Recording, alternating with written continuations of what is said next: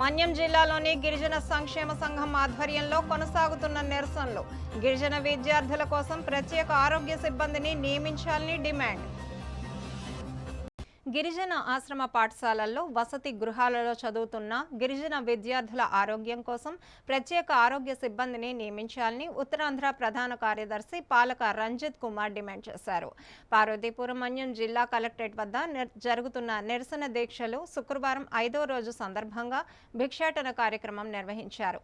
ఈ సందర్భంగా రంజిత్ కుమార్ మాట్లాడుతూ గిరిజన మంత్రి సంధ్యారాణి ఇచ్చిన మాట ప్రకారం గిరిజన ఆశ్రమ పాఠశాలల్లో వసతి గృహాల్లో ప్రభుత్వం ఏఎన్ఎంలను నియమించాలని డిమాండ్ చేశారు.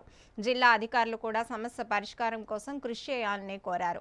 గిరిజన విద్యార్థుల ప్రాణాలు పోతున్నా ప్రభుత్వం పట్టించుకోకపోవడం దారుణమని, విద్యార్థుల ప్రాణాలపై ఇంత నిర్లక్ష్యం ఏమిటని ఆగ్రహం వ్యక్తం చేశారు. గత ప్రభుత్వం చేసిన పనే ఈ ప్రభుత్వం కూడా చేయడం సరైంది కాదని తెలిపారు. ఈ కార్యక్రమంలో గిరిజన సంక్షేమ సంఘం నాయకులు పాల్గొన్నారు.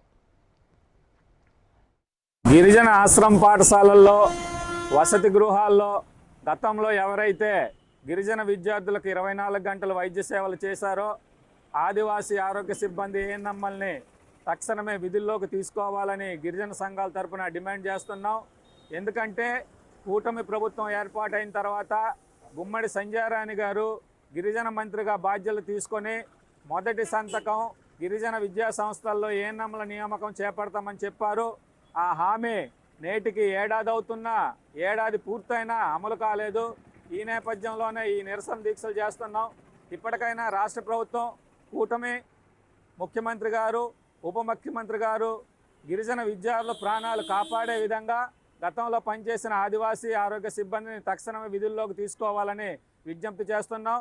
ఈ విద్యా సంవత్సరం ఇప్పటికే పార్వతీపురం మన్యం జిల్లాలో 2 గిరిజన విద్యార్థులు చనిపోయారు. ప్రతి సంవత్సరం విద్యార్థుల మరణాలు కొనసాగుతున్నాయి. అటు పాడేరు కానీ, సీతంపేట కానీ, పార్వతీపురం ఐటీడీఏలో కానీ వందలాది మంది విద్యార్థులు గత 10 ఏళ్లలో చనిపోయారు. ఈ విద్యార్థుల మరణాలను నివారించాలి, వాళ్ళ ప్రాణాలు కాపాడాలని మేము డిమాండ్ చేస్తున్నాం. అందులో భాగంగానే ఈ పోరాటం కొనసాగుతుంది. ఏఎన్ఎంల నియామకం గిరిజన ఆశ్రమ పాఠశాలలో వసతి గృహాల్లో జరిగే వరకు కూడా ఈ పోరాటం కొనసాగుతుందని తెలియజేస్తున్నాం. ఈరోజు కేజీబీవీ పాఠశాలలో కానీ, జ్యోతిరావు పూలే పాఠశాలలో కానీ, మోడల్ స్కూళ్ళల్లో కానీ, అలాగే ఏకలవ్య పాఠశాలలు కానీ, గిరిజన గురుకులాల్లో కానీ ఏఎన్ఎంలు ఉన్నారు. కానీ ఒక గిరిజన ఆశ్రమ పాఠశాలకి, వసతి గృహాలకి ఏఎన్ఎంలు లేరు.